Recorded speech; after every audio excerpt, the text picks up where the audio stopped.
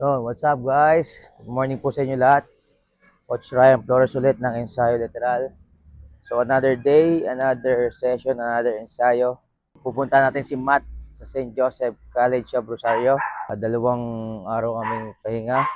So, balik grind na naman kami Monday. So, yun, samahan nyo kami. Tara. Kuhanin muna natin ang ating bola. Bola natin, yan. So, ito lang muna ang quiet natin for this session. At magmumotor lang tayo. Si Wesley muna ang ating gagamitin. Si Wesley Sniper.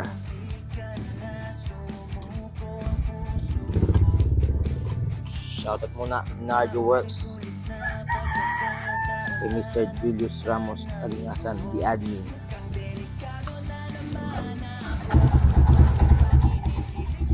Okay, see you sa St. Joseph.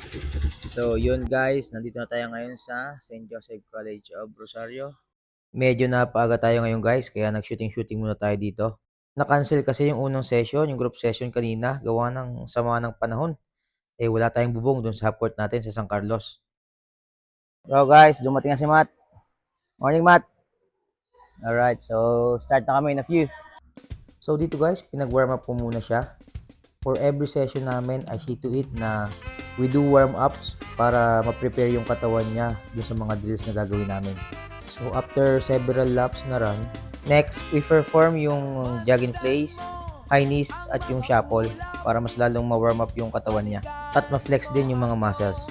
Then yung next part pa rin to ng warm-up drills namin at the same time to improve yung strength ng lower body niya including thighs, legs, calves, hamstring while doing laterals naman.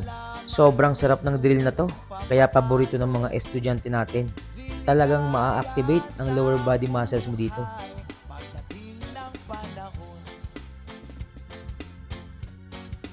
Itong sunod na drill naman, acceleration and speed training naman kami. So magla-lateral siya ng 10 beses, then full speed papuntang half court line.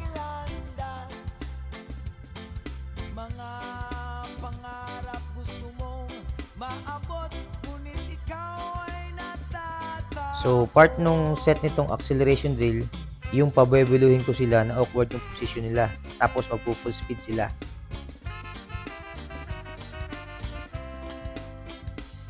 Malalaman mo kung papaano liligaya sa buhay pagdating ng So sa puntong ito, kinausap ko si Matt kasi napansin ko na hinahawakan yung hamstring niya. So nararamdaman niya daw yung sakit whenever he perform full speed motion. Syempre, I care for my student, so I decided to stop na muna yung mga explosive and intense drills namin. So after nito, nag-training na lang kami sa handles niya, stationary dribbling, then simulate some tendency and situational plays. Then after all the activities, we end the ensayo performing dynamic stretching. Sa mga interested po mag-ensayo kasama si Coach Ryan, PM lang po kayo sa page, and see you soon.